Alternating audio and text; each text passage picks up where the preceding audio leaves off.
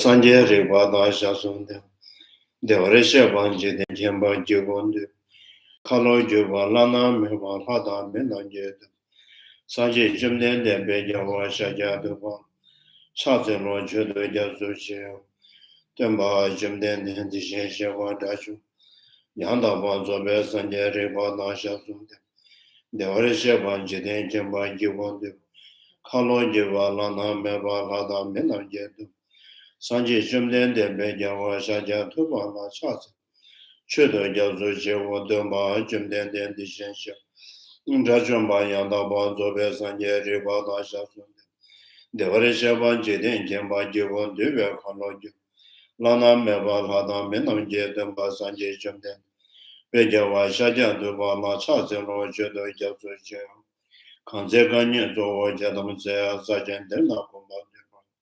나는 제대로 나저제서 대세케바 전화자 남다 공화조도 수사와 이시자도 세계로 차반 제대로 나라메바 공부 전에 전화자 센저 덴바티면 다베시 센도라와 전화자 드레제라 세바수마제 냐메 견제 전화자 공부 투지 제대로 탐제 쳔베도 뭐 손놈이 연대자 the Shenxia Cha, Zeno Tabe, Leja Chewa, giving it. Chido, the Mishojo was Shinju Jana Cha, Trene Treve Lanya de Lava Tala, Shinga Tamba Yun, then Gillian Lanya Cha, the Wajin Mejasin Gawa Person, Rangi Simne Yonzo, the Tenes and Jetem, Kamara Rima Menda Juma Seva Sugar, Melom Loda, Tenda, the Jisham, the Terata, Sonam Dietam Jeseva. Kobantum Nijin Radu then Gada Nada Shiva Laku. Shiva Zonando Wonder Varesho to the teacher, the blessed one, the one gone beyond, the four destroyed, completely fully awakened, perfect in knowledge and good conduct, Sugata, law of the world, supreme guide of beings to be taken, teacher of gods and humans, to you the completely and fully awakened. Blessed the one, the glorious conqueror, the subduer from the Shakya clan. I prostrate, make offerings, and go for refuge.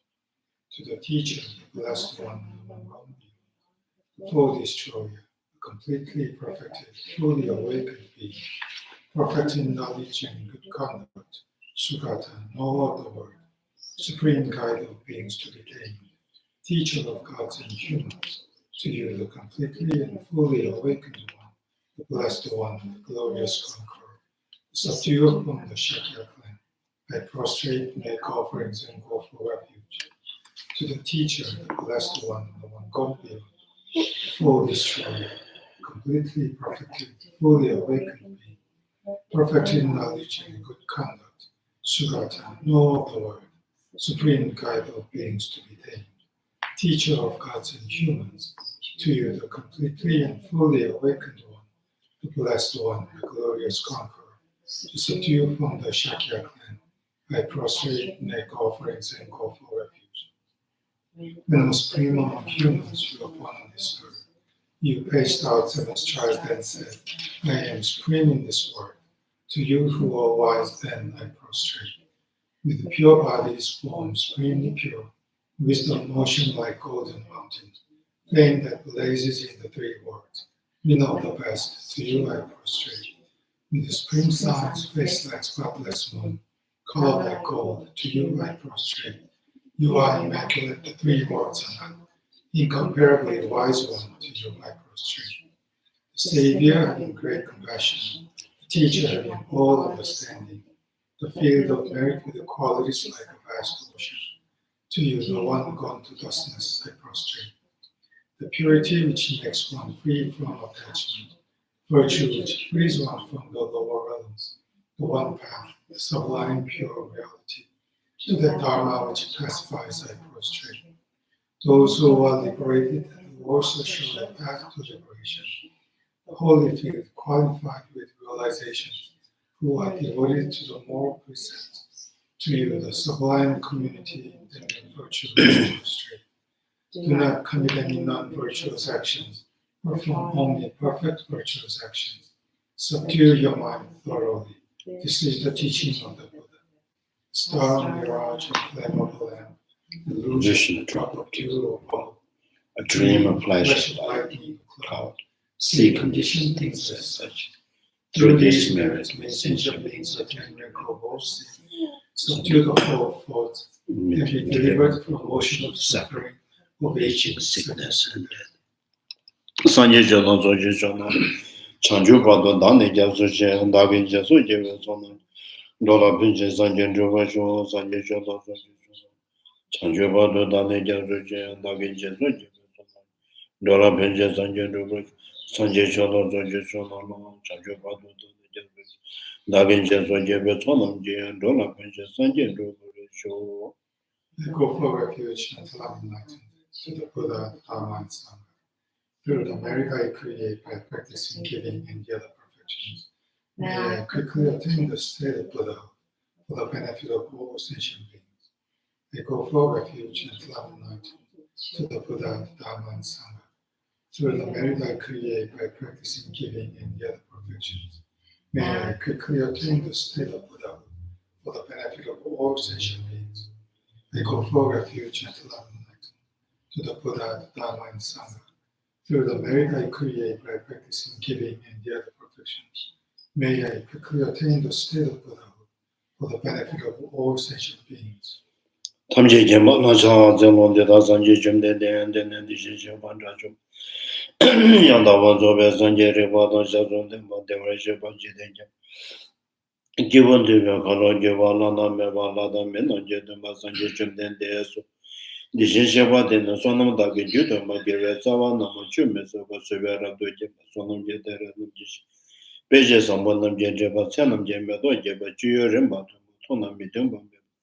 Tebe meba nala ngobraga wa sherab sige meda tomda lanze wa meba simje tamje je temba chanju semba namje yaba pabe kaza na je jebo nyangen lende bo chonje don jowa na je tebe yeshe pado meba baba simje meje son nambra da ba yanyen ba guje da be chomje kuzomba meba de bada ga ma be so da ga nyawa ma be so meba da da ma de ba dongen na namba de bo pombo da na namba de kamna da me de ba jeje da Deva Namashin Doja Bayon Don Talan number two, Sibale to Chuo Nagi. Ishion Zonza Deva Dama Jumba the Tadation Besanje Jim Lende Yishela Neva. Yangela Deva Lameda Yanda Vanija Talan never subject. Sibe Sala Shuba de and the Sanje Jim Lende Kuchi and the Yanda Vanama. Tabe Janatoma Giva, Pada Giva, Tama Giva to answer with cinders of Manja. Yonzo Yonzo Taba Yonzo Chawa Yanta. Teacher Yawatim. Deton all the day of Kavana Jesozo and Gajiwachi, but Jim Lende, and wasn't mentioned to one and never. Nebraja one's always a Jordan Rowachi, Midamba mentioned the bottom, but Temba you were you watch about. Tewachim begin in the Lebrashuba, Ribershuba, Tamboshuba, Tumbashuba, Temanjim, Vesu. Charge of Vesu, you was on your bed, you so John Jim. Good Jimena Zojo Kangi to Zen Yerazon, Tawata Japan, mission that the Quadamantella chart.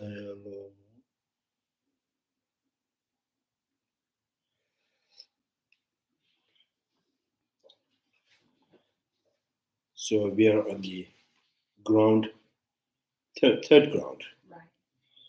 Right.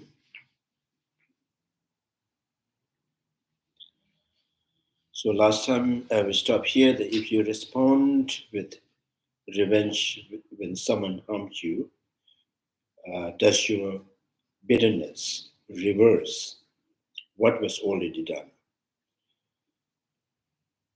The resentment serves no purpose here in this life, and it brings more conflicts in the world beyond too. So this life.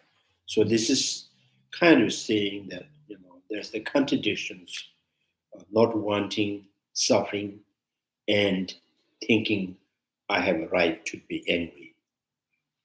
So there's the contradictions. If the suffering is caused by anger, and how can you think, right? How can you think I have a right to be angry, or it is a right to be angry? And then if you do not want harm that caused by others, why you make suffering for yourself by being angry.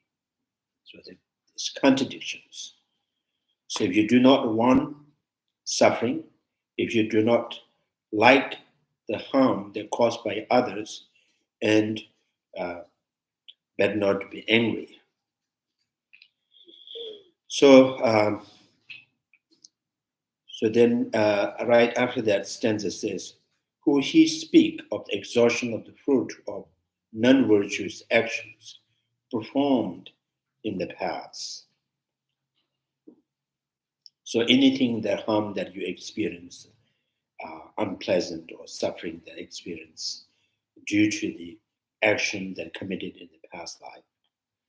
So how can he bear to plant the seed of the future pain by inflicting harm on others and being angry at them? So in the present suffering that you experience is the result of the harmful action or non-virtuous actions, mainly caused by the anger. So while you plant the seed within the pain in the futures by having been angry at them. So that I think angers, in Hindi, the growth in Tibetan we say kong to. So kong to. Kong is the inside or deep in the mind. Kong to means burning, that deep in the mind. So the anger is something that is burned deep in the mind, or deep within the mind. And then that anger is burning because it's lit by unpleasant, kind of mainly the unpleasant state of mind, sparkled by that. So there's two things for producing the angers. One's unpleasant state of mind. The second is negative characteristics that you have projected on, by negative characteristic projecting at the same time when there's an unpleasant state of mind, and that produces the anger. So the anger is the burning from the deep in the mind. Therefore, it has the power to destroy merits that you have cultivated through practicing generosities, patience, moralities, so all this through the generosities and all the positive deeds can be destroyed, burned by the anger. So it's something is an unwanted thing. So therefore, there is no reason to think it is right to angry, or you have a right to angry to others, because the anger is, cause of the suffering that you don't want, and the anger is the cause of the suffering that in the future that you don't want.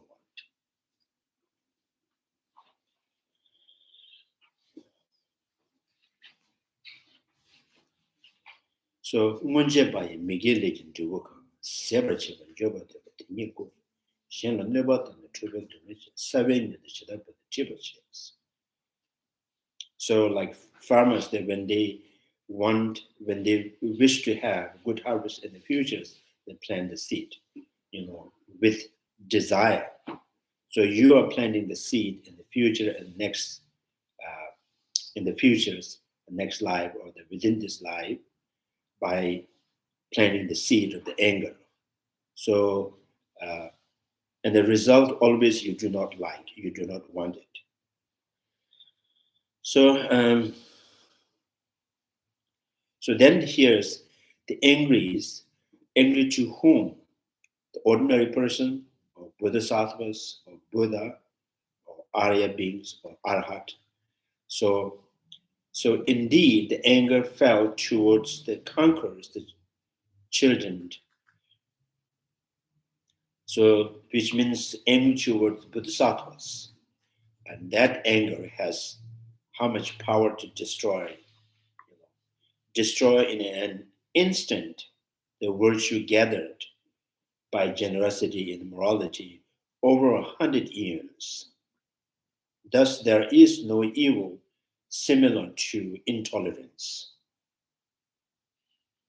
So that anger is given power by the person who you angry with. The ordinary people and the less power to destroy the merit, and the Bodhisattvas and more power to destroy the merits. Like generosities and patience, also the power changes by the object or subject, and like mothers, the virtues did towards the mothers has more power to accumulating the merits, and strangers have less power to accumulating the merits. Similarly, anger towards Bodhisattvas and the Buddhas has more power to destroy your virtues together by generosity and morality over 100 years. That's too much. 100 years. So how much it takes to accumulate, how many lives it takes to accumulate. So you can instantly destroy all of them. So I think, so the control, growth, so they have what's connotation, control. So I'm not sure about the angry, anger has so many connotations. Or it's just like onion. So not much meaning. So you have to give the meaning. And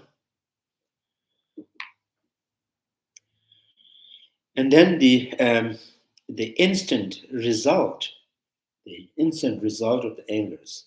So saying that in the word disfigures your face and leads you to what is unwholesome. Midu suzushi tamba memberches. Midu suzushi make you ugly. Angers right away make you look, unfavorable. Kind of, looks bad, looks ugly, and lead to what is unwholesome. Tamba memberches. And you are that makes you bad person right away.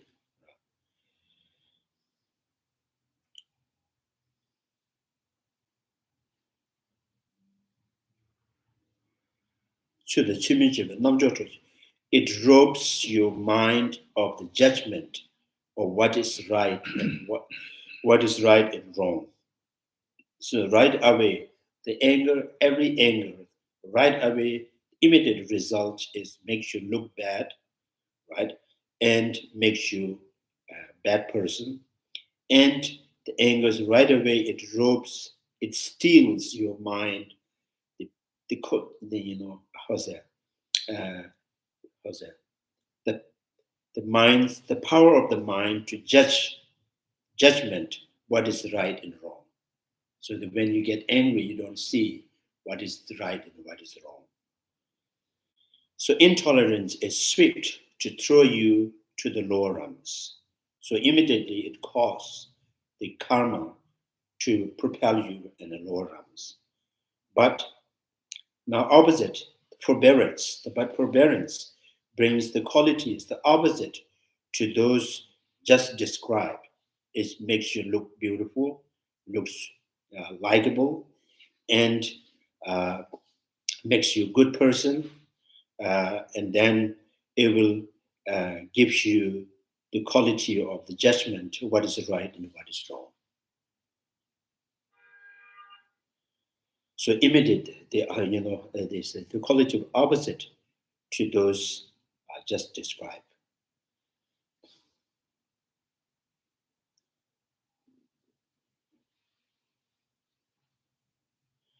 So forbearance makes you attractive. Like looks beautiful and dear to the sublime one. So very innocent, very kind of how's that? More likable, even to the sublime ones, noble beings. You become wise in knowing what is appropriate and what is not. So it makes you wise, makes you likable. Uh, Afterwards, you gain birth as the Deva, not the devil, it's the Deva, it's the God beings and human. And it secure the exhaustions of the negative karma.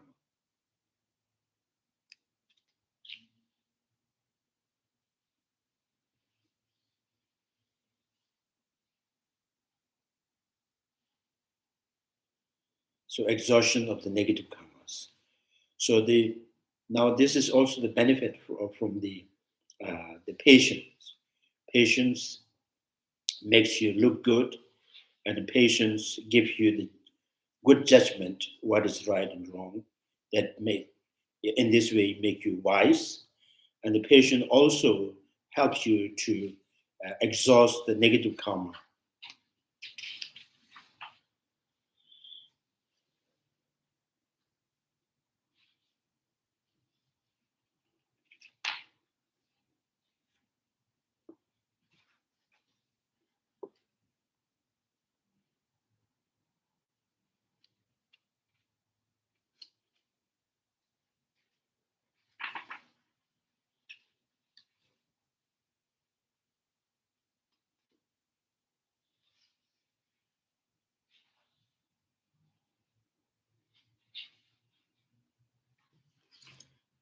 Yeah. So I mean, there were several shares.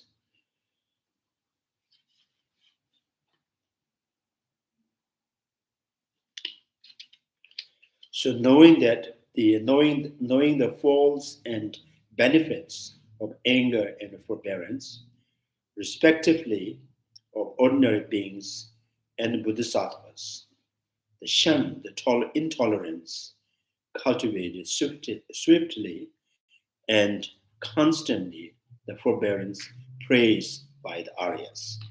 So now, by knowing this, the faults and benefit of the anger and patience, so therefore, uh,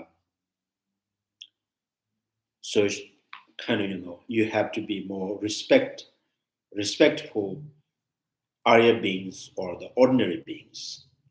So eliminate or destroy or kind of reduce the intolerance. So this practice, the patience that is praised by the Aryas.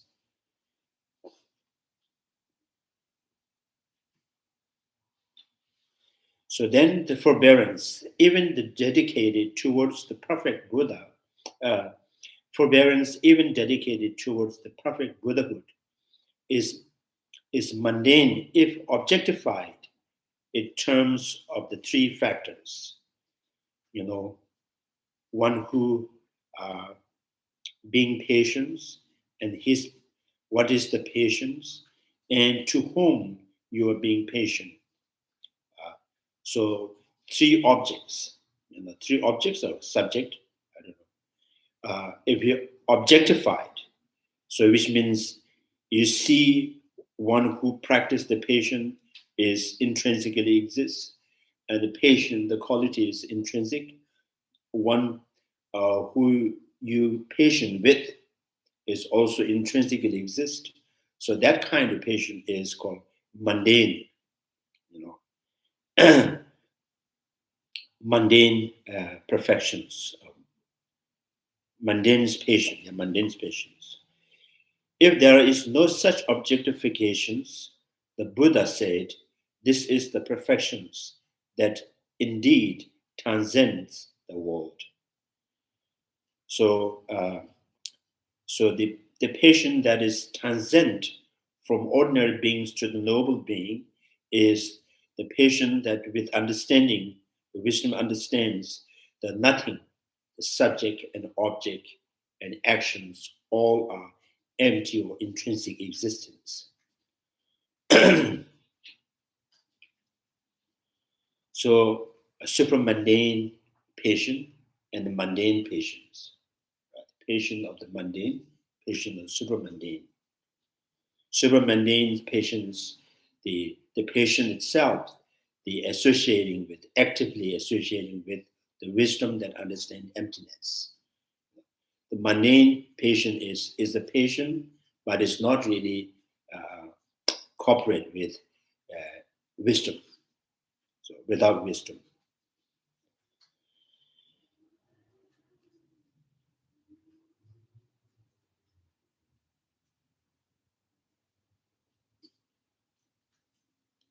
So now particularly this ground, third ground, perfection of the,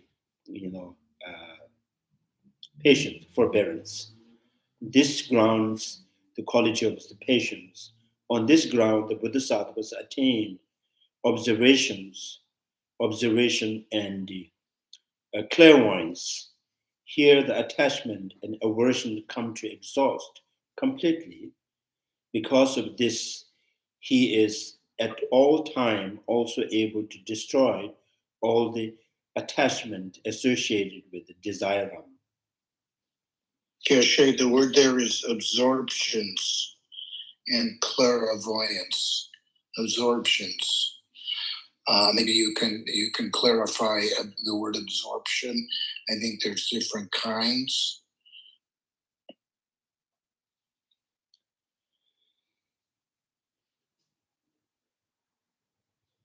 On this ground, the Bodhisattvas attained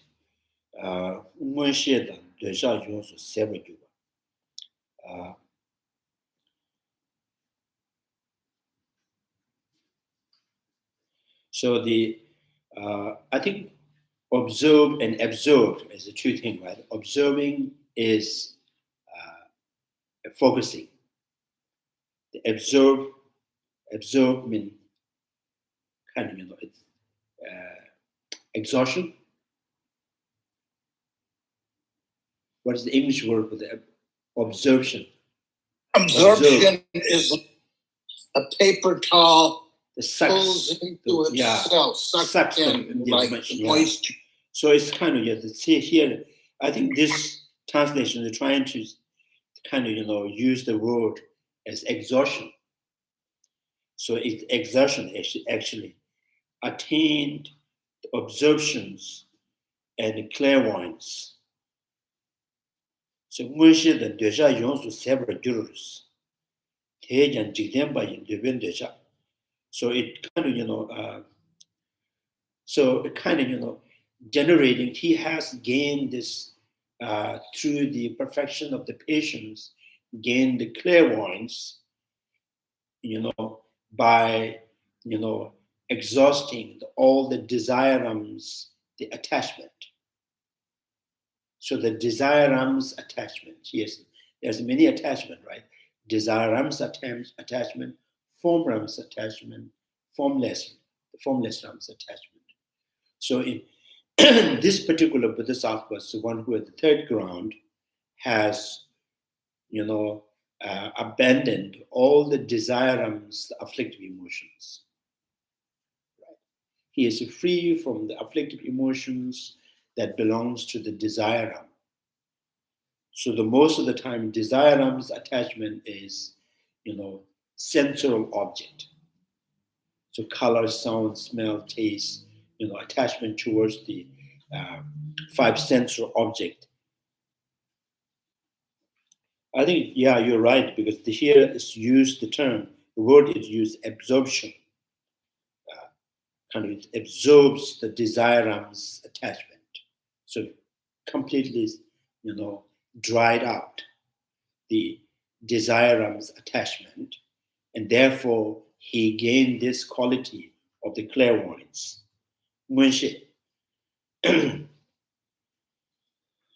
So now here the attachment and aversion come to an exhaust completely. So it means this attachment and aversions is, you know, the what you call the belongs to the desire. So the form realms, another, they have their own way of having attached. The form realms attachment is mainly mental state, pleasant and peace and joy. So they attach to that.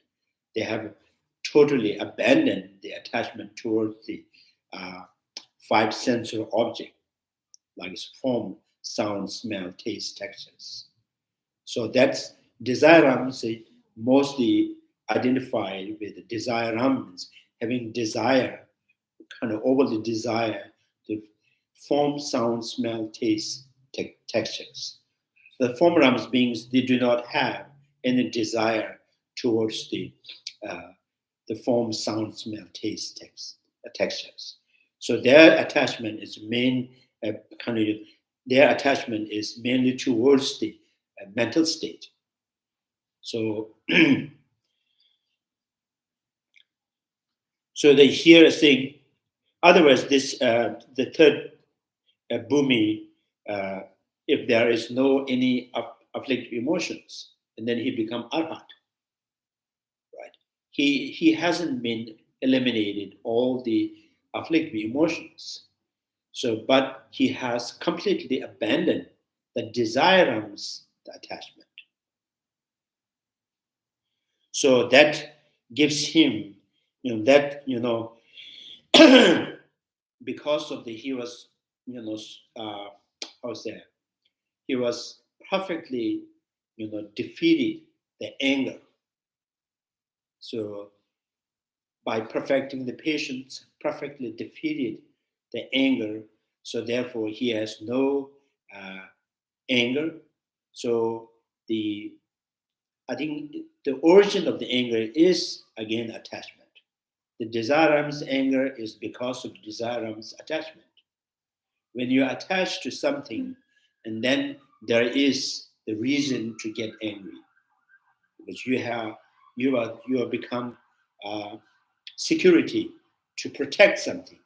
So you have something to protect, So you have specifically the focus on something. So which means the third bhumi has completely defeated the anger. Therefore, he has perfectly abandoned the desirams attachment, and that allows him to gain the quality of the clairvoyance. So he has this clairvoyance due to the perfecting the patient. So because of this, he is at all times also able to destroy all the attachment associated with the desire. So yeah, so at the end it says, Devendesha.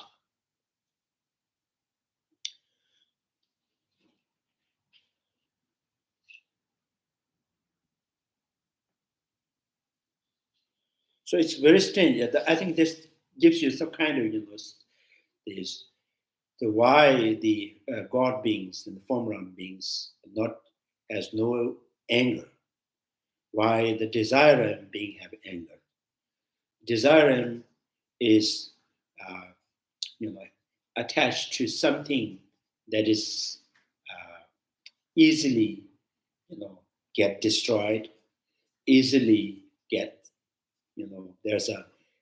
there's more possible of being steal and destroyed and harmed by others. So the form realm and the God beings, their attachments towards the object that is cannot be destroyed by others, cannot be steal by others, cannot be harmed by others. So that's why human beings, the desirams are more aggressive, more all kind of, more easily get annoyed and irritated, because what they like is, it's not really, they don't have, so it's a China product. so it's too cheap and too easy to destroy, So that's why we are so kind of, annoyed all the time. Because what you like is always can be destroyed easily by any, even the cat, the dogs, birds.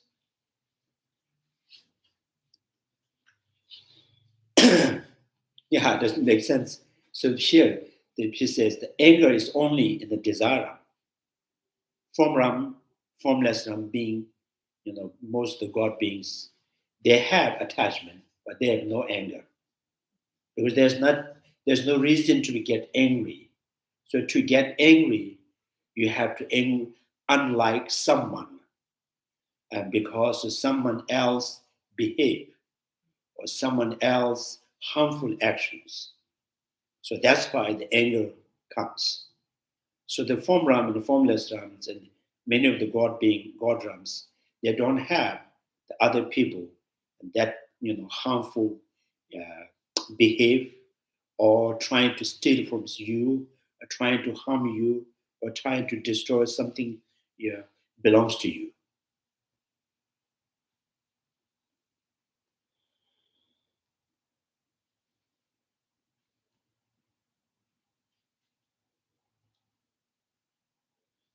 So I think the previous spirit,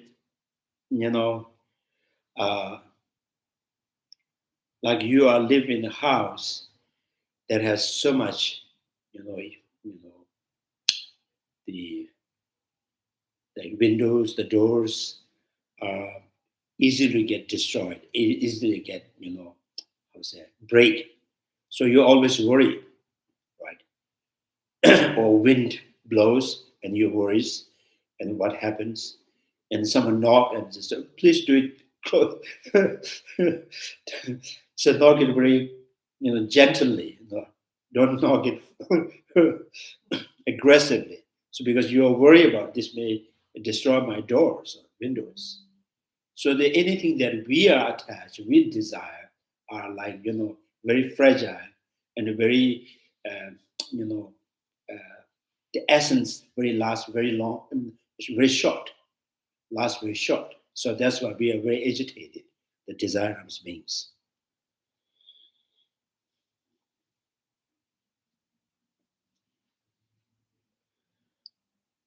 This is something I find very kind of provocative as to the meaning. On page 143, it says, he is able to do this from the first ground, but on this ground, the Bodhisattva attains a higher training and concentration that is far superior to previous grounds. Now, I can understand why, if you lessen or eradicate attachment and aversion, you can concentrate better. I mean, in that sense.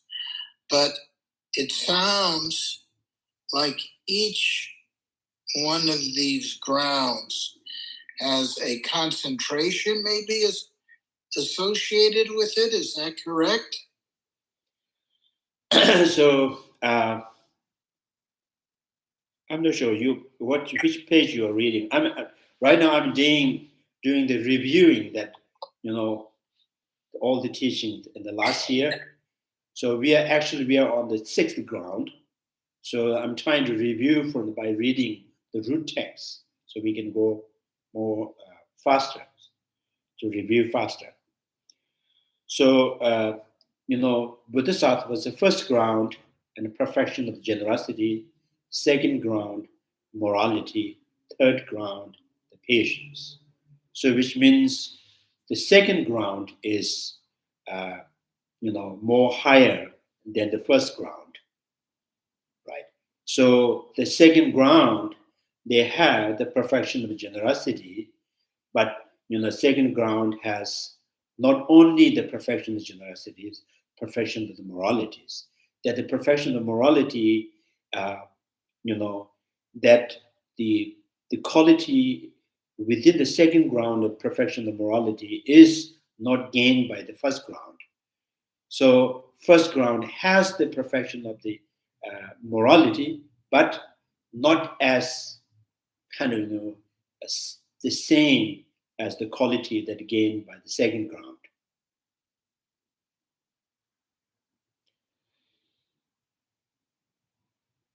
So the second ground has the perfection of the patient, but not as the same as the third ground perfection of the patients.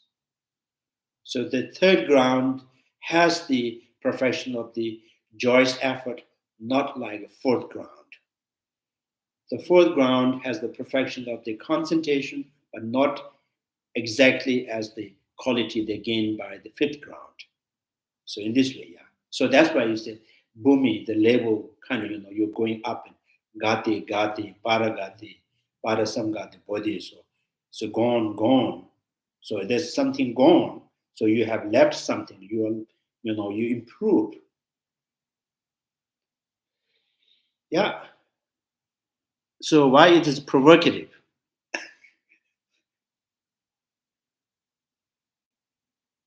Well, I hadn't really, it hadn't really registered to me that each one, in a way, is talking about maybe you could say almost a category of concentration.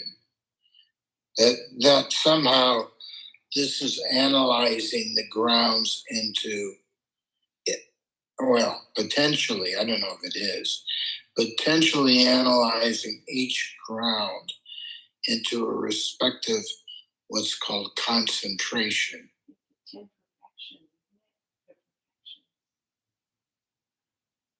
Can you say that again? Can you hear me? Yeah, I can Maybe hear you you, can. but I don't understand what question is. Well, that each ground seemingly has a concentration associated with it. Yes. And I don't. I mean, I don't generally think when I hear the word concentration of it broken down into categories like this. Yeah. You don't like the broken down in a category like this? No, I don't think I have any aversion here. I just concentration. How about in the school, the first grade and second grade, third grade? So is it provocative to you?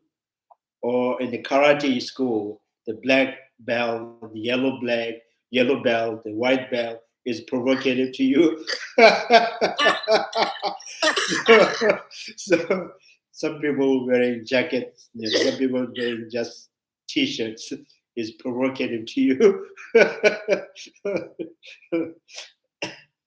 So this is because each ground has eliminated certain negativities, right? So the negativities that eliminated by the second ground has not yet here in the first ground has eliminated. Right. The first ground, the negative, defilement that's overcome or abandoned by the first ground is three three factors.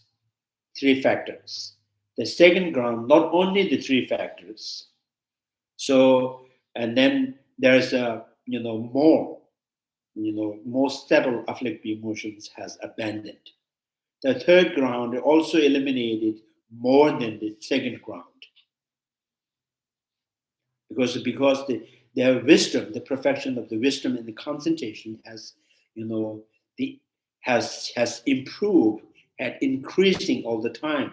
So more the antidote that increases, the more the power it has to overcome the negativities. So as I mentioned, Joy's effort at that time. So right now they're saying this third ground has eliminated all the desirums attachment. So desirums attachment. And then almost like no residue. The first Bhumi, the Bodhisattvas use the desirums attachment sometime to benefit to accumulate the merit to benefit sentient beings. And sometimes they use the anger to, to dispel, to protect someone.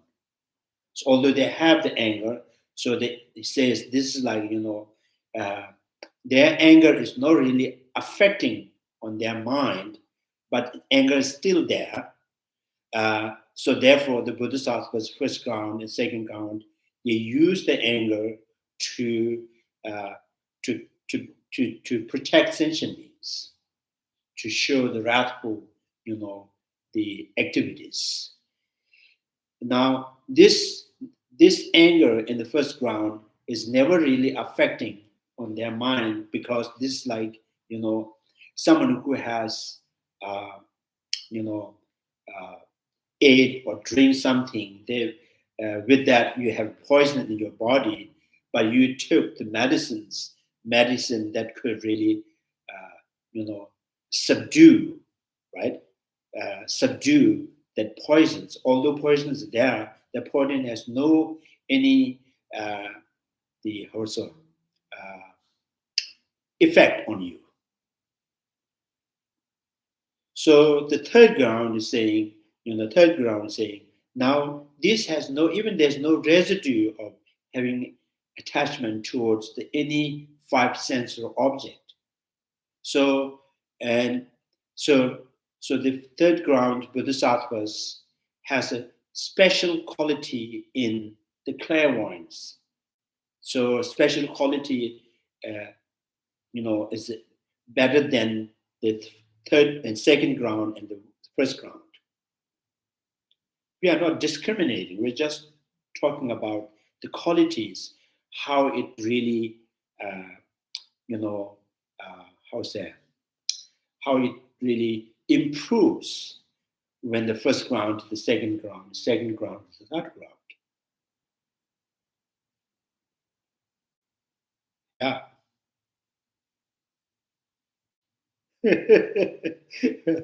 So it's good, yeah.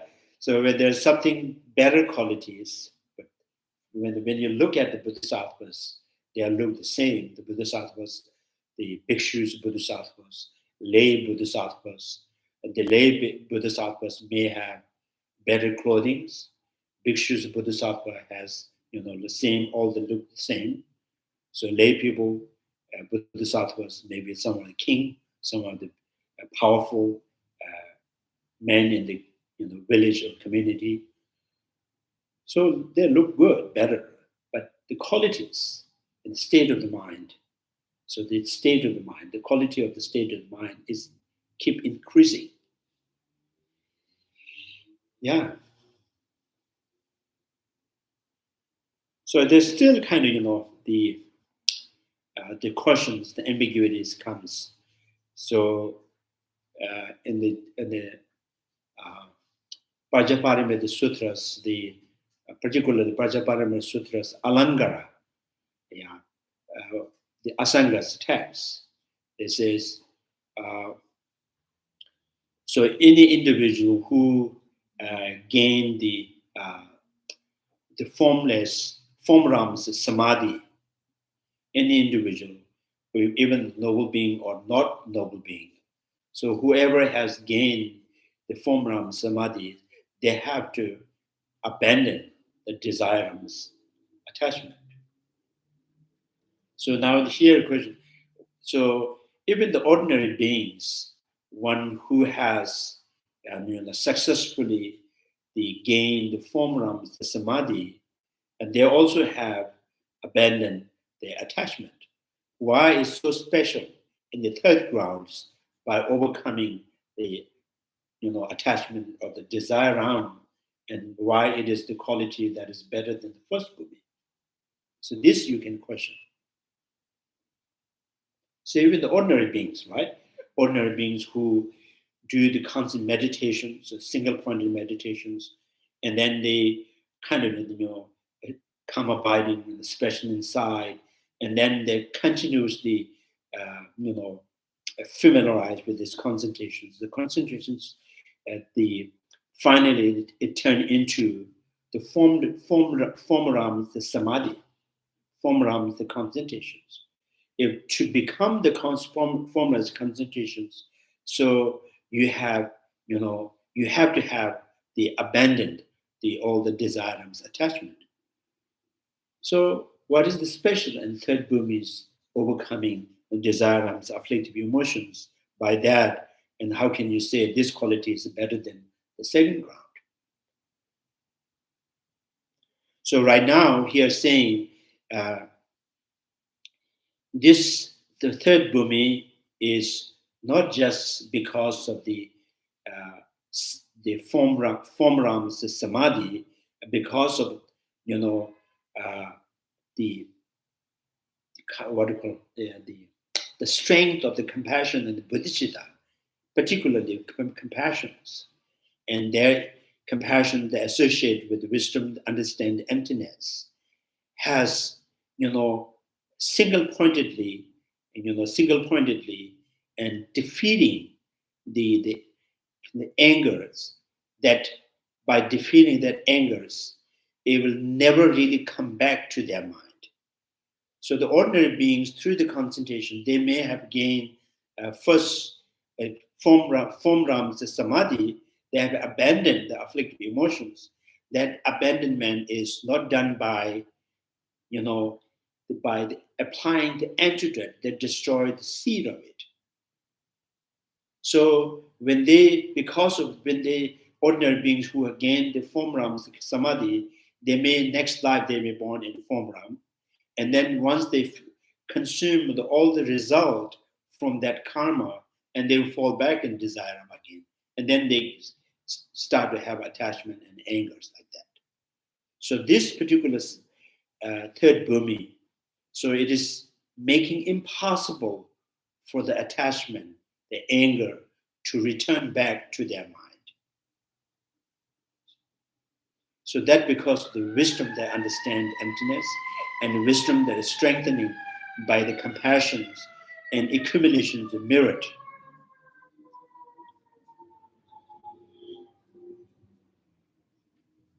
So when I read this question comes in my mind. So why is so special? Having just abandoning desires, attachment.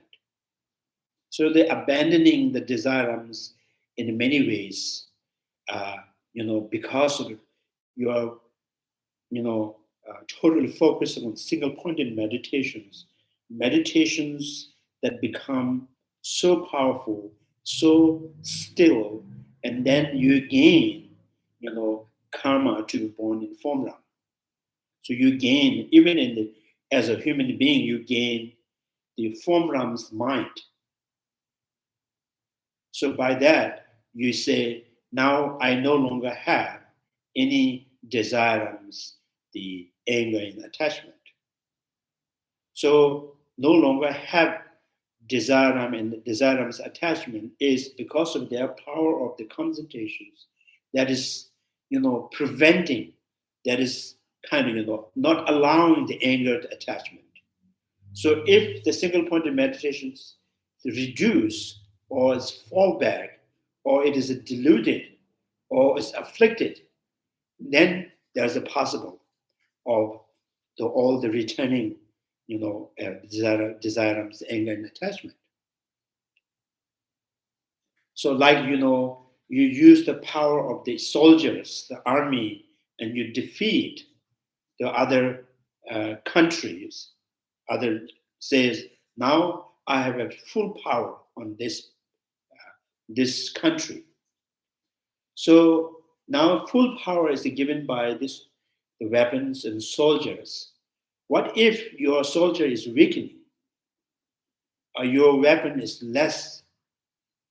So there's always chance, again, you can defeat it by, that country. Right.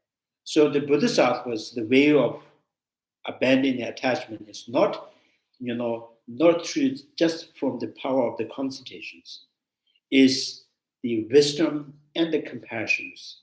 So wherever they have pushed, there is no returning.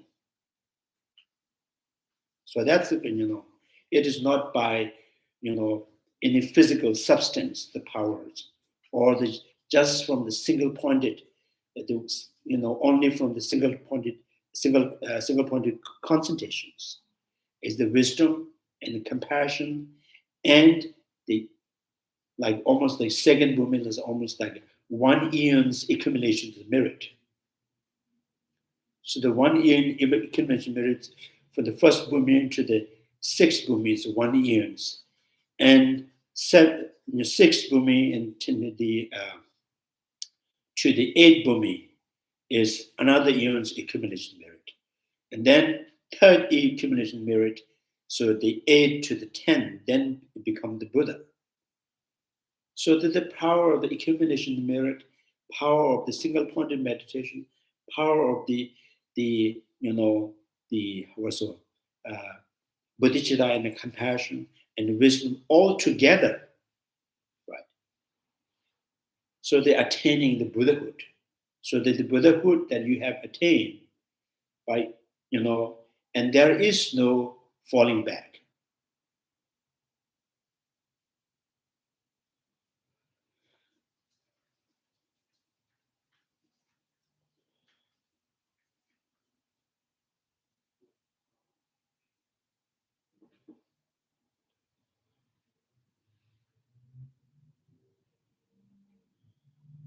So sometimes there's maybe different, so you can say it has destroyed, or it exhausted, or it is completed, or it is done, or it's run out. So each word has the different meaning. Run out means you have used up. Now you no longer have this, which means it does not mean you have abandoned them. You want it, but you have used up, you complete. So which means you are going to have in the future. And then when you say, I have destroyed or abandoned. So why you abandon things? So you don't like it. You don't like, and you're successfully being able to abandon that. So you don't like. So what tools that you use to abandon that? So your tools to use abandon, say, I'll leave this thing here, then I will, run away from it. So that's the one reason. And you have abandoned that, you make sure it will never come back to you. So the ordinary beings, through the concentrations, abandoning the attachment, desirous attachment is, just leave it in the back, live on the aside, or try not to get closer to it. So that is not perfectly abandoning. So abandonment, you just destroy it, you make sure it never comes back. So this is maybe you can see the difference from the remedy and the antidote. So it's sometimes you use the medicine to cure the symptoms. Sometimes the medicine that you use to get rid the root of the source of that kind of the suffering. So all are you are abandoning. You're trying to overcome that. You're trying to eliminate that. But some are successful, some are not successful. Some are successful for the period of time, right? Some are forever, and you can defeat. So it's not just just by one sentence of the word cannot describe the total meaning of it.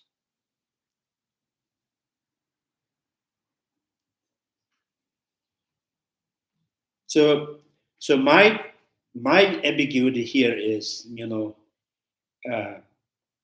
saying here, this third bhumi has perfected patience by abandoning or defeating or destroying the desire and attachment, right? So now the question is, so therefore this third bhumi has gain the perfection of the patient. So not having desires, anger, and attachment is not necessarily you have a perfect patient. Why this third bhumi? By defeating, destroying the desires, attachment, and and how this person has gained perfection of the patient. And then the second question is why the desire has, anger due to the attachment. Why the form rounds not have anger, although they have attachment, right? So the questions I said, the way you, apply the antidote is through the wisdom and then back up or strengthened by the great compassion or the one accumulation, the merit. Therefore, once you have destroyed this desirums attachment, is never really coming back, making sure of it. Right? And the second question is, uh, what was the second question? Second question is, why this, a patient is perfections, right? So the patients, the perfection of the patients that gained by third bhumi is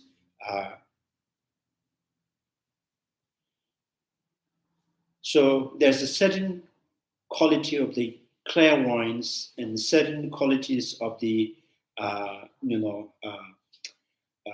Bodhisattva's third ground presence, the just appearance of that pacifies many of negative things. So that quality is due to perfecting the patience. So that's why this first bhumi and second bhumi and first bhumi in ordinary Bodhisattvas, they don't have this kind of qualities. And the second here, the third question is why the desiram has anger due to the attachment? Why formram has no anger although they have attachment? So that because the formram's attachment is towards their own pleasant state of mind, right? So there is no the insecure kind of concern or the worry of being destroyed by others. So the only your own, your like mental laziness or your the misconceptions can destroy your own a pleasant state of mind. So you don't have any worry that someone else come and destroy or harm to it. So therefore there is no reason for them to get angry to others. So the desirums, the attachment is most desirums people's sentient beings. Most of the time they are not really known to be very pleasant people, right? So they have no attachment towards the pleasant. Rather, they going after the pleasant that brings by color, sound, smell, taste, and textures. So they are more guarding, more kind of protective towards the what you see with your eye, what you hear the sound, what you smell, what you taste, what you feel the bodily. So these source of the kind of source of the pleasure and the pleasant is more fragile, more easily can destroy and harmed by others.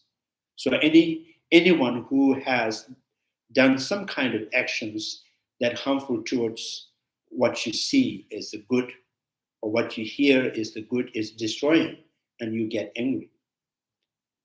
So the desiram has anger due to the attachment.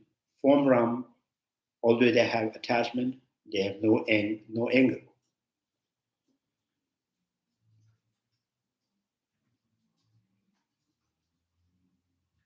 Yeah.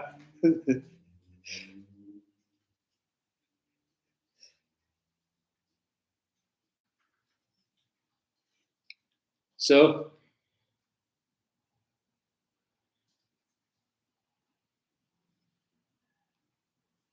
that's the origin of the Four Noble Truths. The attachment is the origin of suffering. yeah, attachment is the origin of suffering. Attachment is the origin of all the anger, jealousy, belligerence, spite, resentment. So you said the Bodhisattvas are attached to their own pleasant mind. No, I did not say that. I said the form realm beings have attachment towards the pleasant state of mind. Form realm beings. Form realm beings are not Bodhisattva. So we need always interpretations. Interpreter. so each person with their interpreter. so if your translator is not translating good to you, that's not my fault. so Fire.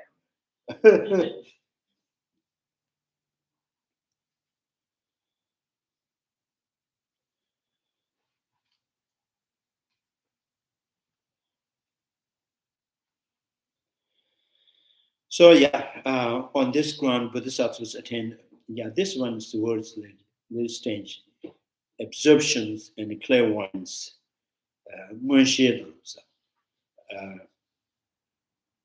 Here, the attachments, aversion come to exhaust completely. Something. I think absorptions more like maybe this trying to say the absorptions referring to the concentration and the clairvoyance gain through through the power of their wisdoms, the overcoming or destroying the attachment and aversions. So it's completely exhausted completely by the wisdom of the third bhumi.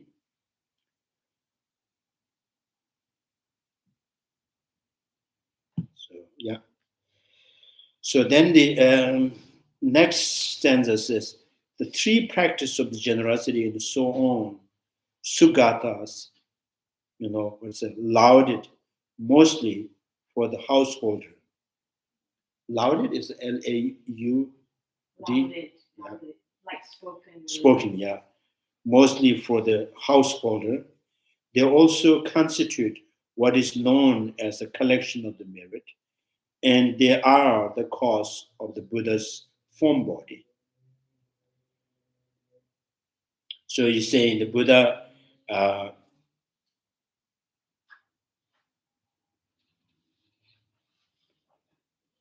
mostly kind of, pointing to the householders to practice the generosities and the patience. Generosity is morality. Yeah. Jinso chusum. Jinso means generosity is morality and the patience.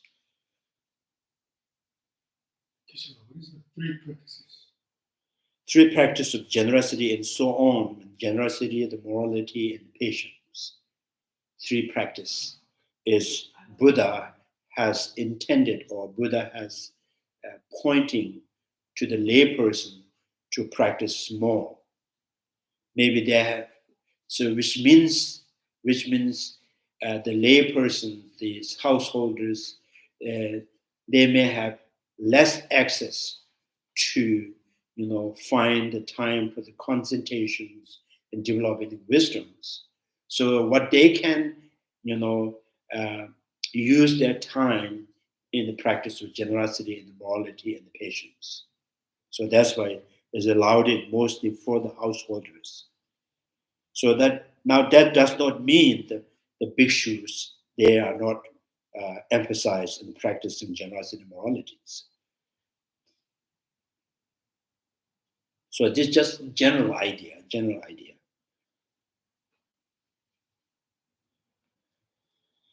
So their cause of the Buddhists, because this Jinso Chösuns is considered to be general practice of generosity, the morality, patience are considered to be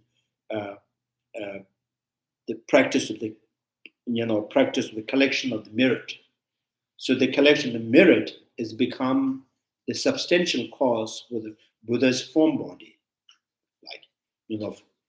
so Buddha's the physical form is built or produced from the perfection of the accumulation of the merit through practice of the generosities, morality, and patience.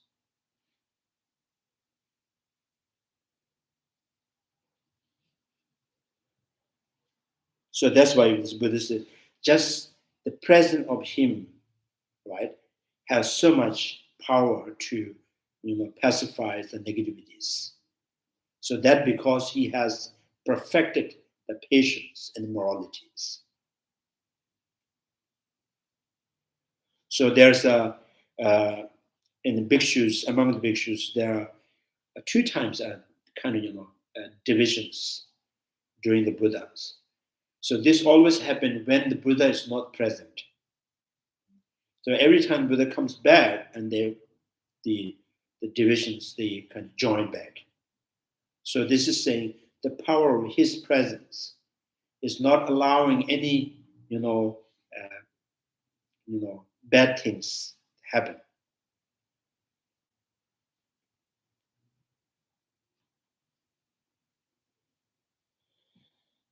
But sometime due to the karma or due to some certain reasons, one time the Buddha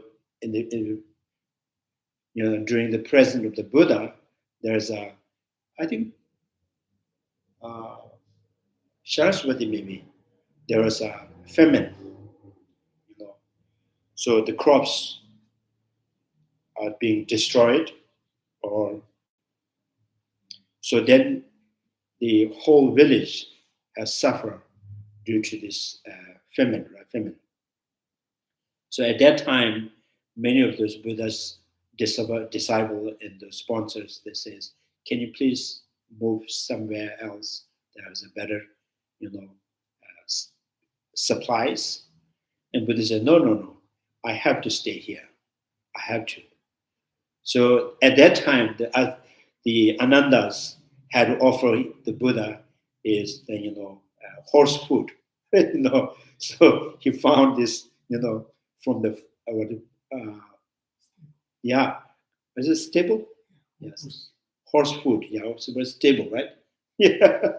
So because there's a famine, so there's no family can really provide you any good food. So they all are suffering from that famine. So in this Vinaya text, it mentioned even that during that time, Buddha's, even the physicals got weaker because there's no good food. But Buddha never really left the village. So, but he didn't say the reason,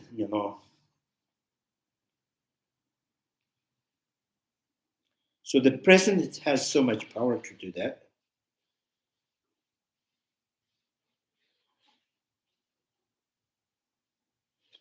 This Bodhisattva who abides in the sun radiance light, having first dispelled the darkness within his own self, wishes keenly to utterly destroy the darkness in others' beings. On this ground, though extremely, piercing, no heat of anger remains. So this Bodhisattva now he's talking about the state of mind, the quality of the mind, abides in the sun radiance light, very sharp and very so, how's that? In the sharpness of the wisdoms, the power of the wisdoms, like almost like sun radiance light. And having first dispelled the darkness within his, and he has so wishes the desire to utterly destroy the darkness in other beings.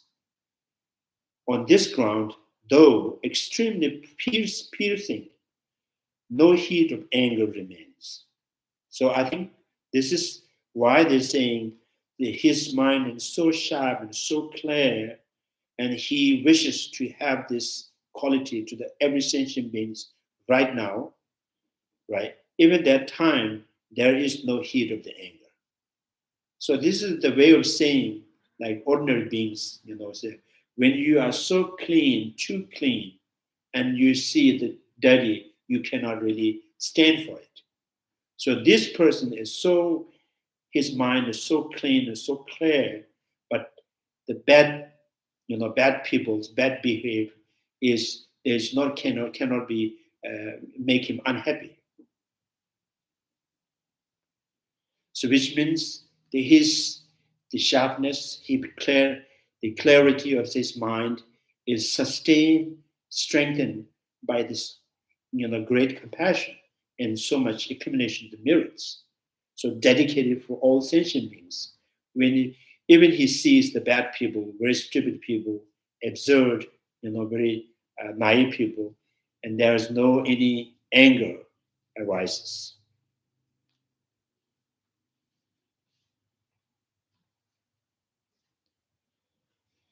Yeah, when people are very looks very clean, that when they go to the dirty place, they get mad, they get upset.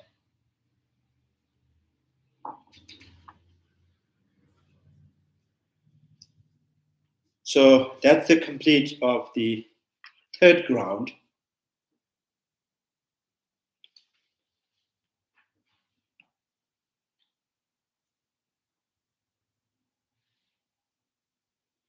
Third ground is luminous. Luminous. The fourth ground is called radiant.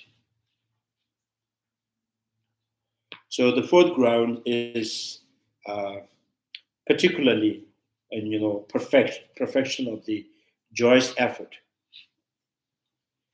So all higher qualities follow after diligence. It is the cause of the merit and the wisdoms, the two collections where diligence comes to be set a bliss. A bliss, right? Bliss? A bliss or bliss? A blaze. The blaze. That ground is fourth, the radiant. So the diligence, exciting and the interesting, finding interested, is the joyous effort. So when you find very interesting, very exciting, very fascinating in any positive activities or positive thoughts and positive views, so that is called joyous effort. So joyous effort is not defined by liking it. Right?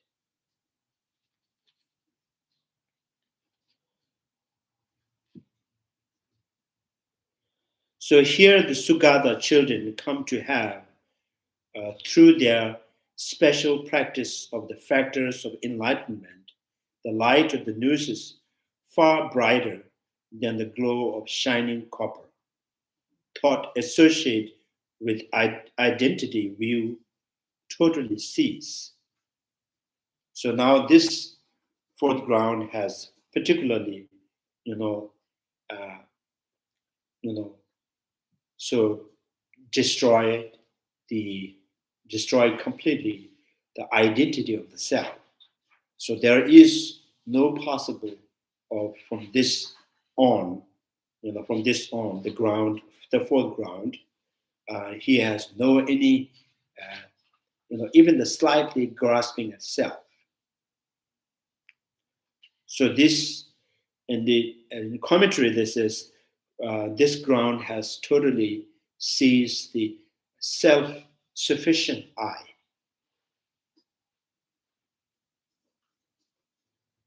Around the Tathāgata says, so the thought associated with identity, we will totally cease. I think the reason is when you are so diligently, diligently going, diligently focusing and abiding. Diligently means your effort is to attain enlightenment for the sake of all sentient beings, and that with so enthusiastically, right? So you forget, so you have forgot to interest seeking for the self. So therefore, the identity of the self is totally destroyed. So therefore, the fourth ground is called radiant.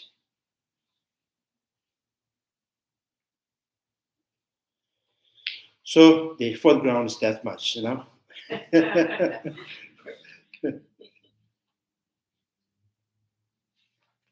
The fifth ground is also the one line. This great one of the ground of the hurt to conquer, yeah. The great one on the ground of hard to conquer cannot be defeated even by the entire host of Maras. You know, I said, excelling, right? Excelling the meditative absorptions and in the truth of the wise, he gained mastery and refined understanding as well.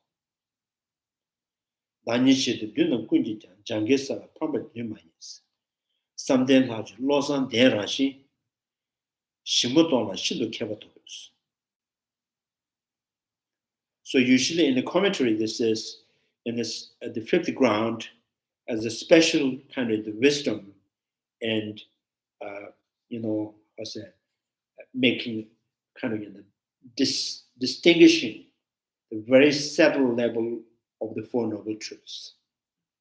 Yeah. So Four Noble Truths. The subtle level of Noble Truths means the truth of suffering in general is, generally truth of suffering means in any, general truth of suffering means referring the meaning of being carried by or being forced by karma and afflictions. So there's this continuity that is driven by karma and afflictions. It's a generally understanding of the truth of suffering, right? And then, and then within the truth of suffering, impermanence and the conditional suffering, and empty and in emptiness, empty of self, right? Four characters, four attributes. So within the impermanence, there's a subtle level impermanence and the grosser level impermanence. So impermanence, the instant is changing. Like in general, when you say impermanence, where is the grosser level impermanence? Like you see the leaves turning yellows, house getting older, people's having gray hairs, wrinkles. This is the grosser level. What we can see with your eye, the impermanence. And then in more settles, the instant, every minute, the changings. Minute changing the hours, and minute is changing by the seconds. So that is, a little bit settled than that. And the more settled the impermanence, again, when you understand impermanence, you understand emptiness. So which means, right, minute is absence in the second. Seconds, there is no remaining. So you don't see something changing or kind of going, anything that is change. The change means going from the past to the present, present to the futures. Not at all. You don't see it, because when it is totally absent in the seconds, then no second is remaining. So that's become more subtle. So this fourth ground or fifth ground has, a very, what's that? Very precise the wisdoms, the clarity, and the very subtle and the grosser level of any quality and characteristic about Four Noble Truths. Like, in the condition of suffering, for example, conditional suffering, you says, oh, there's a cyclic or continuity that is driven by karma and afflictions is, conditional suffering. But, what is cycling, what is continuing in each thing that is cycling or continuing is, what has been born is, like from the earth elements, from space to the wind to the, the heat, the water from the solidities. So these each, anything that has born is totally absence of self. There is no self, there is no samsara, there is no second existence in the space, in the air, in the, heat, in the water, in the earth element. Although there is no persons, no male, no female, no suffering, no second existence, no samsara at all, right? Dependently, conceptually, the gathering of these elements that is collectively born due to the force of the karma, and that's conceptually, by naming it, mere by name, there is suffering, there is samsara. Otherwise, beyond that name and the thought, no suffering, no samsara, no second existence in each elements. So conditioned suffering, before we see, is like, oh, this continuity is the condition of suffering. So almost like if you have said that this thing has born is samsara, right? So this thing that you have born is samsara, means there is a samsara. So there is samsara means when you say in 60 seconds, I'm going to call it a minute, or there is the minute in 60 seconds, or 60 minutes is called hour, or there's the hour in the minutes. So if the minute is absence of hour, seconds are absence of the minute, and elements are absence of samsara and second existence and suffering. But collectively, there is a collectively born due to the force of the previous cosmic conditions are the karma and afflictions.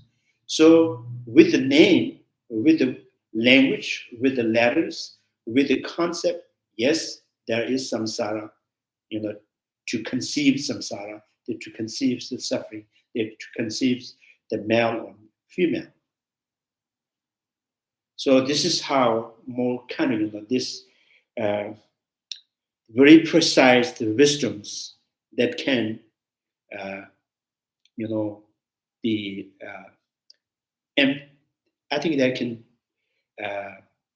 empty the any intrinsic quality, intrinsic nature in each of the elements. So that's why it's a gain mastery and a refined understanding as well.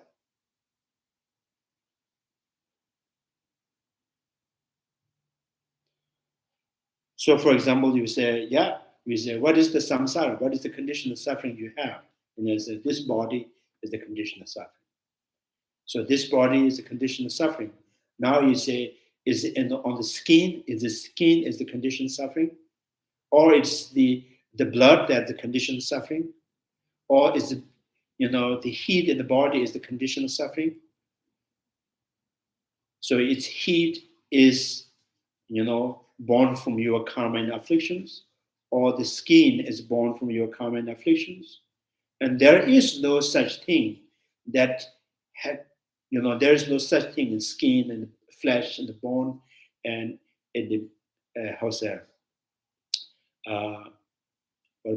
what is inside the bone? One mirror, huh? Mirror. Mirror. Yeah. M-A-R-R. Yeah. So the mirrors and the heats and liquidities and the moistures and then peas and then the poops, all of them. Right? Nothing you can say. This is born from your karma. This is born from your afflictive emotion in the past.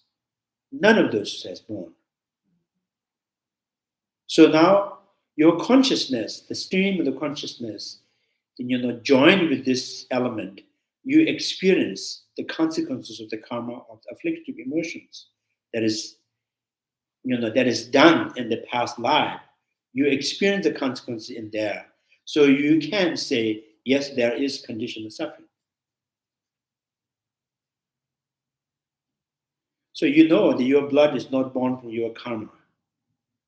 Your blood is born from what you drink, what you eat. So that's why you say, oh, eat tomato, or tomato and what's that?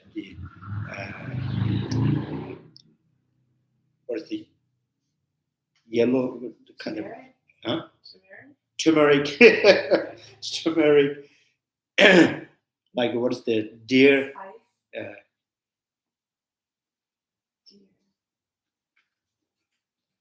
Why do you like why do you horseradish speak? and then carrot. People say, oh, carrot's good for blood, good for eye. So these are the substantial costs are those, what you eat and what you drink. Not your karma is, your karma is producing the moisture in your body, and your karma is producing the blood in your body. Your karma is not making the urine in your body. So similarly, I am here means there is no me in my body. There is no me in my eyeball and eye sense power and here and brain, and there's no. But there's experience with this kind of the associating with this body, and then say, I am. So the I exists in name and thought. And by mostly depending upon your body and your feelings and your thoughts.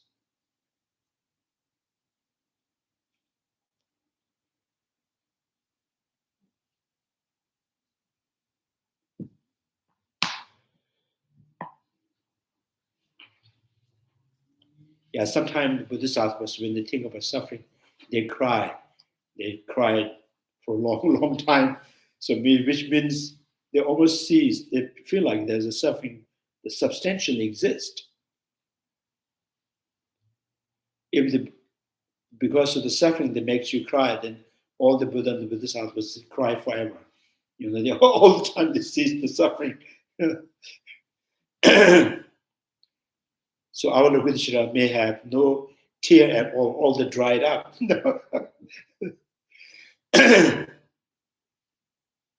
So the physical emotions is physical kind of, what do you call physical gesture, right? Physical gestures is due to the emotion. Emotional sees the tangible and the substance, sees things.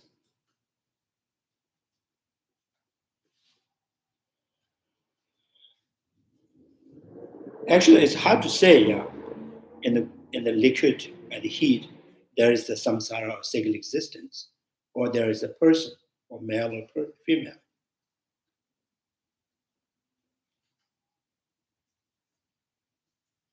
So that is the basis for the designating the self person.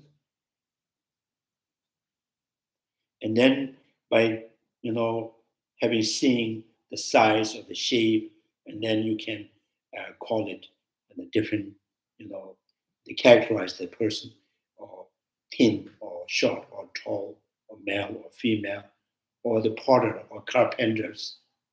So every basis are totally absence of the self person.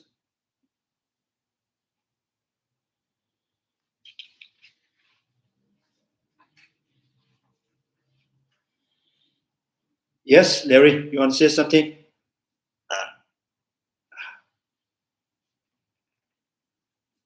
You said something about blood not being produced by karma.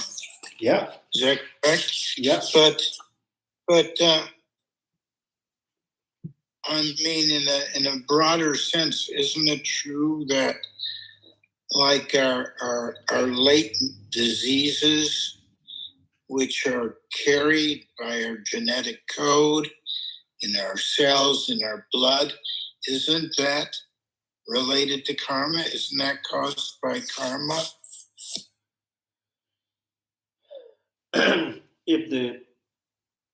So you are saying, James, the bacteria? Well,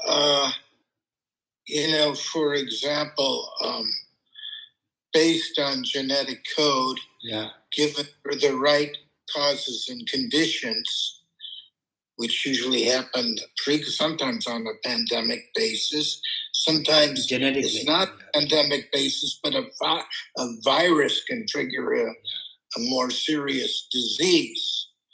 So it seems to me it's all interdependent. You can't just say blood isn't created by karma. I think it's all interrelated, isn't it? I'm not saying not related. Yeah. So everyone is who related to you, not necessarily born from your mother or born from you. Right? Related does not mean it has to be born from it. So your, house, the flowers, your kind of, the altars, your doors are related to you. So it's not necessarily born from your karma. So if you go with each by each, one by one, say, is this born from your karma or is this born from your karma? There is nothing really born. Even there's the cancer cells or the bacteria, the virus. So it's not born from karma. It is the nature that can be born from the the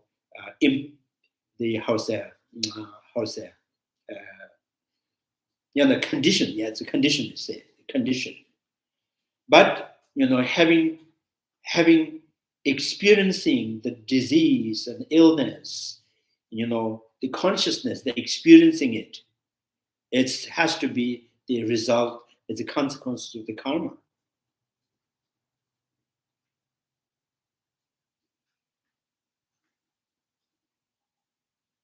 So you're making a very subtle distinction here. Yeah. So that's when the fifth grounds gain the subtle distinctions of the wisdom. So I'm trying to explain this, why the fifth ground has the wisdom that is a very subtle, distinctively understanding of the Four Noble Truths.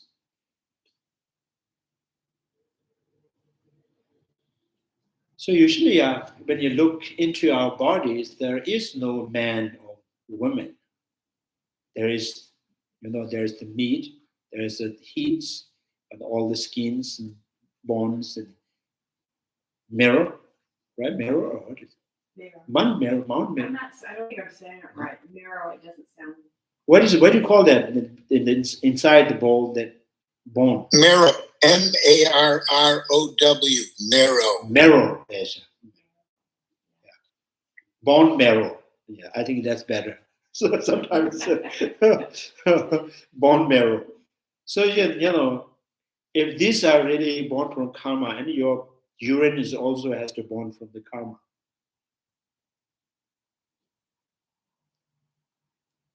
So your karma is, out of karma you poop, out of your karma you pee. so it kind of, you say it's collectively And conceptually, and there's a something you can call it suffering, samsara, single existence, man, woman. So you can call many things. So there's some kind of basis to you to designate, and the characters, that attributes, contributes to that the thing, the collective thing, and then again gives you another basis to designate. So the more you designate, there is something to be called, something to be identified and as a single unit and separately. So you say, oh, I'm at that time I was something. So now I am not that person. And I will be that person. Right now I'm not that one. So you're seeing that you are going to have the new characteristics, that attributes may come to you that makes you change. So which does not mean the new attributes coming towards you, in the future has some kind of yourself in there. When you buy the pot making machine and then you bought the machine, you start making the pot and selling it. Oh, now I am potter. So is that the potters comes from the pot or the pot machine? So is there the potters already there and jump onto you? Now you become the potter. If you don't want a potter, you just push it the machine.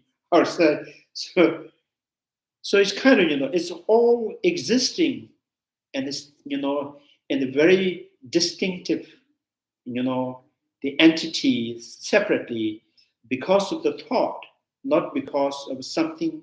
The entity exists within the basis.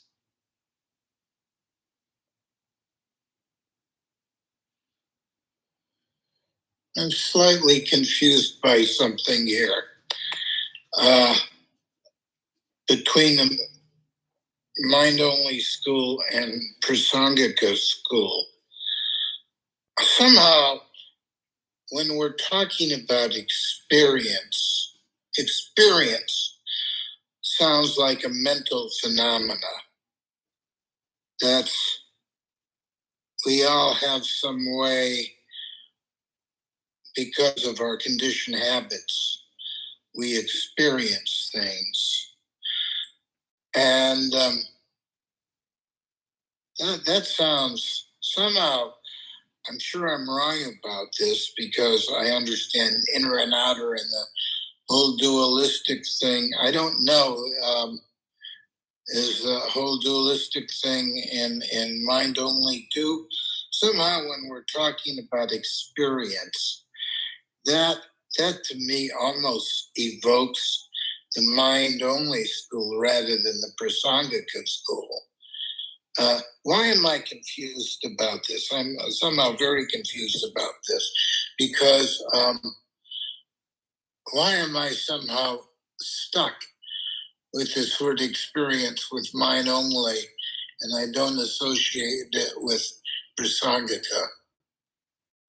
I think that's the kind of depending on the capacity of the mind who's trying to reach a higher state. If you could not reach that, and there's something you can fall back and hold into something. The monkeys who are trying to jump the higher branches, they could not hold that, and he will go back to the previous branch. So there's some kind of, if you cannot hold the idea of the Prasangika school, there's a minority school that says, yes, there's intrinsic natures. So you keep trying to jump again and again until you maybe somehow you can, catch the another branch, and then you can just hold onto it.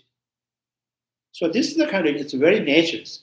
If you try to understand something, I think this is the human kind of, like it's very natural in human being.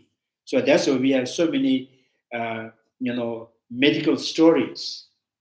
People who has no education, so no knowledge, and no time for study, and those also can have the concept with liberations, the samsara, by telling the stories. So they also have pretty much understanding of what is the samsara, what is the liberation, what is enlightenment, what is the, bodhisattvas. And then if you have more access to the more capacity, and then you can say, oh, path of accumulation, path of preparation, path of seeing. So again, you want to say, oh, understanding deeper, again, there's many levels you can go, right? But general concepts we can share, we can make the other people to understand through just by creating the story, fiction stories. Minority schools through that, and people is more suitable, more right, and more kind of how's the word called, resonating, and then they can hold on that, but keep questioning. Again, that view is not really complete, so you keep questioning, and you see there's a hole. Oh, there is something, and then you can to find that false or the hole or the mistake, and then you can jump to the another school.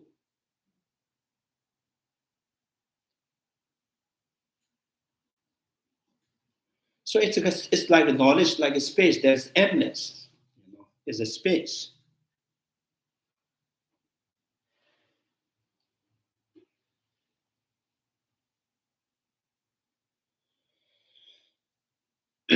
So yeah, the fifth bhumi is the quality of the wisdom that very distinctive, what's that? Very distinctive, right? The tunnel. Yeah. The wisdom that is very distinctively engaging in a settled way. So that's why this person cannot be defeated or by any maras. So there was a story after the Buddha passed away. So some of the arhat beings got deceived by the maras. So there's one of the Arya Arhat who's I think the third after the Buddha passing away, Kasyapas is the whole throne holder of the Buddha. He leads that, and after the sixth or seventh Arhat. So one time he was giving a teaching, and he liberated so many bhikshus, almost like large number, because maybe there's some kind of karmically related, so he has, and then the Mara was so, upset by that, and one day he disguised in the what called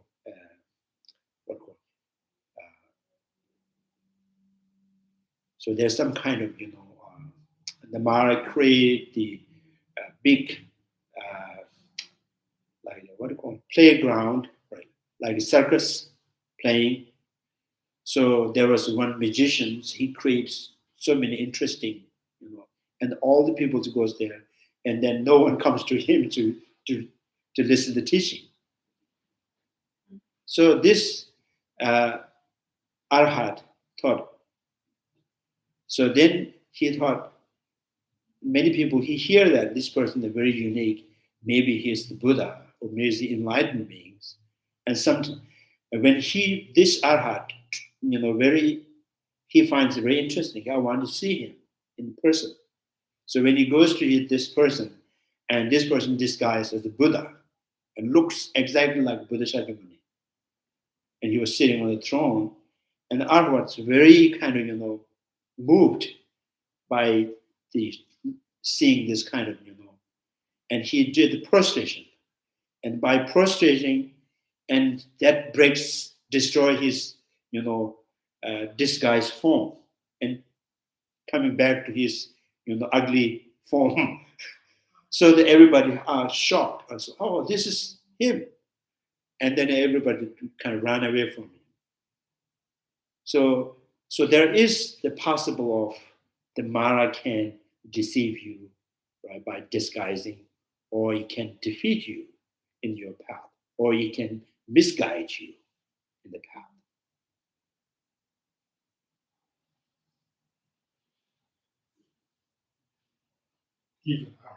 Even our hearts, So many Tantra practitioners, there are many stories, Tantric practitioners. So they are very serious and very faithfully practicing, and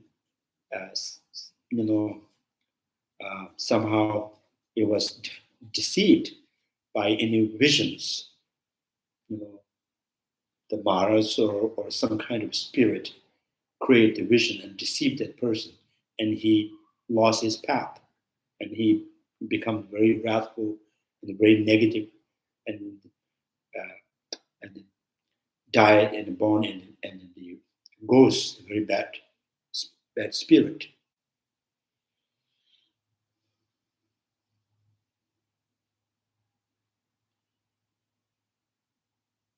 I think I've told you a story though. One of the Devon monastery, one of my classmates, he was, and he belongs to the Ladakh like Kuno. So he said, one time I met him in, there's a monastery, there's a city called Hubli. So we are having chai there, and he just, coming from the train stations, he went to his village, and he was telling the stories. In his village, there was one man, he possessed the spirit, and this family, trying to find any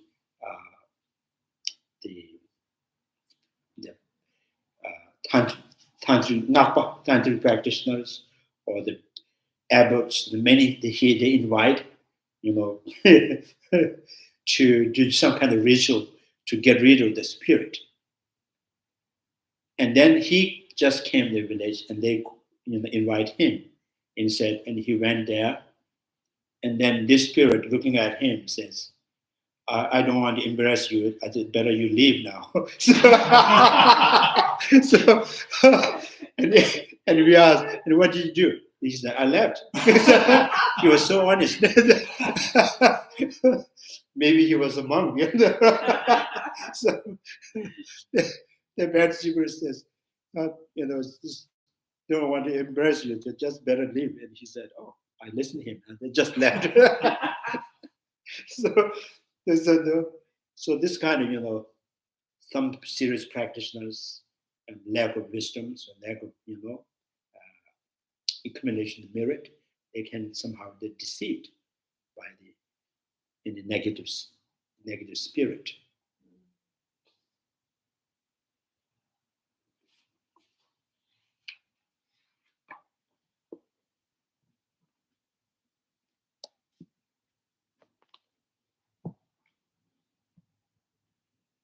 So we call it, his nickname is Tea Maker. So, and publicly when we debate, he always used the example of tea makers. So everybody, there are many people that don't know his name, and they all call him tea makers. Yeah, 4:00 now. So next time we go and read from the commentaries. So we are on the 6th ground right now. Chanju Zemjo Rinpoche, Maje Bana, Jejuji, Geba Nyamba, Mebanya, Kone Kondo Pever. Ponye Dawa Rinpoche, Maje Bana, Jejuji, Geba Nyamba, Mebanya, Kone Kondo Pever. Pama Simja Tamja, Dada Denjuji, Nyendro Tamja Dado Donga, Chanju Semba, Kanda Sushu, Tada Kunjo Monum Jujuruji, Karera Yoga Vishimas, Pendan de Wama Lunjuman, Jeresama, Tenzin Jazu, Shabeside Bado Denjuruji. May the precious body mind not yet born arising grow. May the bone have no decline but increase forever. May the precious mind realizing emptiness not yet born arising grow. May the bone have no decline but increase forever. Due to all these merits, may all Father and Mother sentient beings have all happiness. And May all lower realms be empty forever. Wherever there are Bodhisattvas, may all their prayers be accomplished immediately. In the sacred land surrounded by sun mountains, you are the source of all benefit and happiness. All powerful change agents, remain in this world to do samsara. Thank you very much.